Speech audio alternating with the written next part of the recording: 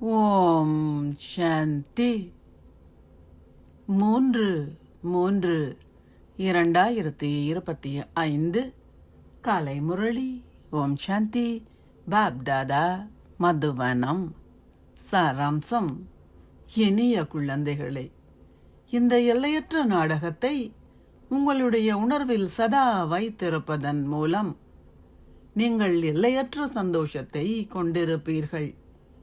நல்ல முயற்சியாளர்களான மிக விசேடமான குழந்தைகளே அதிக அளவில் பூஜிக்கப்படுகின்றார்கள். கேள்வி: எந்த உணர்வு உங்களை இந்த உலகின் சகல வகையான துன்பங்களில் இருந்தும் விடுவிக்கின்றது?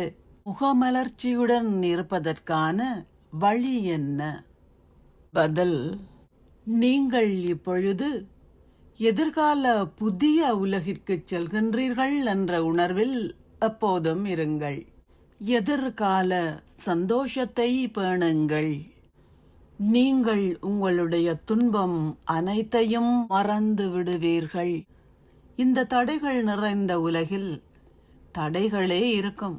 ஆனால் நீங்கள் இந்த உலகில் இன்னும் சில நாட்கள் மாத்திரமே இருப்பீர்கள் என அறியும் பொழுது நீங்கள் மலர்ச்சியாக இருப்பீர்கள்.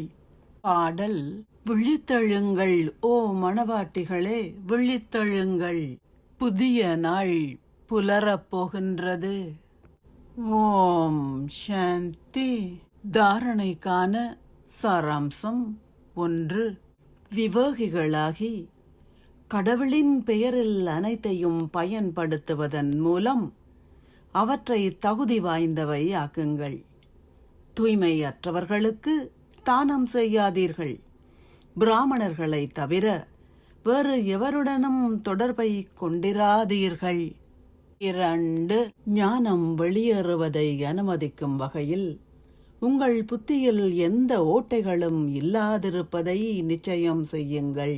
உங்களின் எல்லையற்ற ஆஸ்தியை கொடுப்பதற்கு எல்லையற்ற தந்தை உங்களுக்கு கற்பிக்கின்றார். இந்த மறைமுகமான சந்தோஷத்தில் நிலைத்திருங்கள். தந்தையை போன்று கருணை நிறைந்தவர்கள் ஆகுங்கள். ஆசீர்வாதம்: நீங்கள் சம்பூர்ணமாகவும் முழுமையாகவும் இருப்பதன் மூலம் சதா சந்தோஷமாகவும் வெற்றி நிறைந்தவர்களாகவும் இருந்து திருப்தியை அனுபவம் செய்வீர்களாக. சகல பொக்கிஷங்களாலும் நிறைந்திருப்பவர்கள் சதா திருப்தியாக இருப்பார்கள். திருப்தி என்றால் முழுமை என்று அர்த்தம். தந்தை முழுமையானவராக இருப்பதனால் அவரின் புகழில் அவர் கடல் என்று அழைக்கப்படுகின்றார். அதேபோல் குழந்தைகளான நீங்களும் மாஸ்டர் கடல்கள் ஆகுகின்றீர்கள். அதாவது நீங்கள் நிரம்பியவர்களாகி சதா சந்தோஷ நடனம் ஆடுகின்றீர்கள். சந்தோஷத்தை தவிர வேறு எதுவும் உங்களுக்குள் இருக்க முடியாது.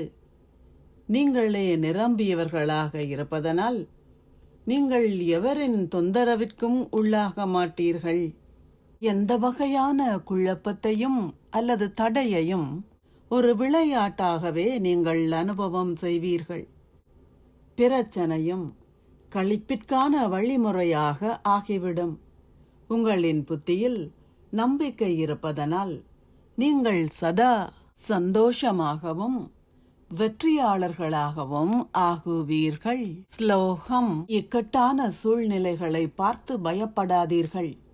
அவற்றில் இருந்து கற்றுக்கொண்டு உங்களை முதிர்ச்சியானவர்கள் ஆக்கிக் கொள்ளுங்கள். அவ்யக்த சமிக்ஞை: சத்தியத்தின் கலாச்சாரத்தையும் நல்ல பண்புகளையும் கடைபிடியுங்கள்.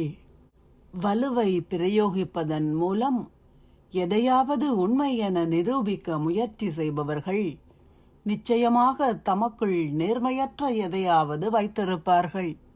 பல குழந்தைகளின் மொழியானது நான் உண்மையில் நேர்மையான சத்தியத்தையே பேசுகின்றேன், நான் 100% சத்தியமே பேசுகின்றேன் என சொல்கின்றார்கள். எவ்வாறாயினும் சத்தியத்தை நிரூபிக்க வேண்டிய அவசியமில்லை. சத்தியம் சூரியன் போன்றது. அதை மறைக்க முடியாது. உங்களுக்கு முன்னால் எத்தனை திரைகளை வைத்தாலும் உங்களின் சத்திய ஒளியை மறைக்க முடியாது. கண்ணியத்தை அடிப்படையாக கொண்ட வார்த்தைகளும் நடத்தையும் நிச்சயமாக வெற்றியை ஏற்படுத்தும். ஓம் சாந்தி. நன்றிகள் பாபா. வாழ்விற்கு அழகழகாய் அகலோக்க